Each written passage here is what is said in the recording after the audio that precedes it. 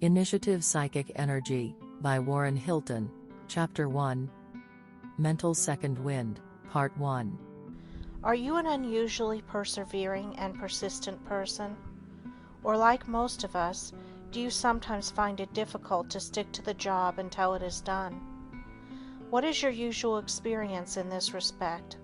Is it not this, that you work steadily along until all of a sudden you become conscious of a feeling of weariness, crying enough for the time being, and then you yield to the impulse to stop? Assuming that this is what generally happens, does this feeling of fatigue, this impulse to rest, mean that your mental energy is exhausted? Suppose that by a determined effort of the will you force your lagging brain to take up the thread of work. There will invariably come a new supply of energy, a second wind, enabling you to forge ahead with a freshness and vigor that is surprising after the previous lassitude. Nor is this all. The same process may be repeated a second time and a third time, each new effort of the will being followed by a renewal of energy.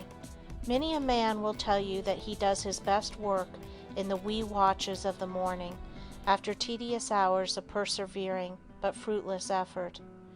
Instead of being exhausted by its long hours of persistent endeavor, the mind seems now to rise to the acme of its power, to achieve its supreme accomplishments. Difficulties melt into thin air, profound problems find easy solution. Flights of genius manifest themselves.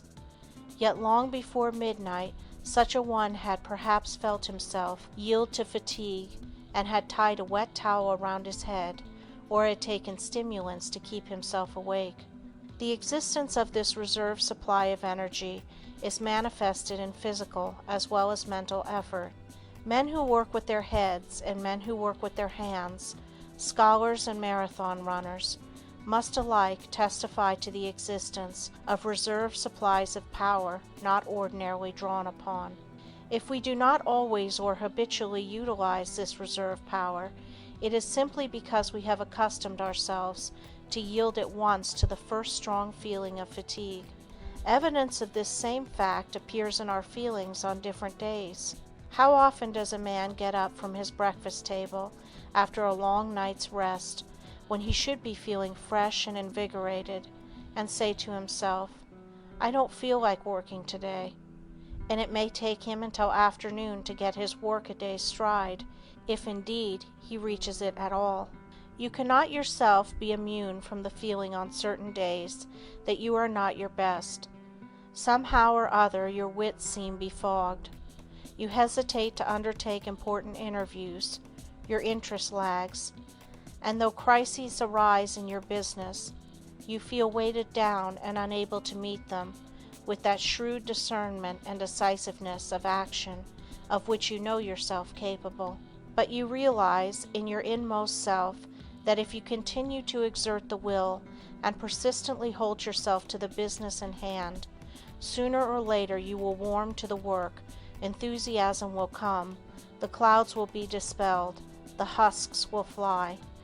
Yet you have had no rest. On the contrary, you have, by continued conscious effort, consumed more and more of your vital energy.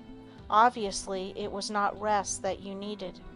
What you required was the impulse of some strong desire that should carry you over the threshold of that first inertia into the wide field of reserve energy so rarely called upon and so rich in power.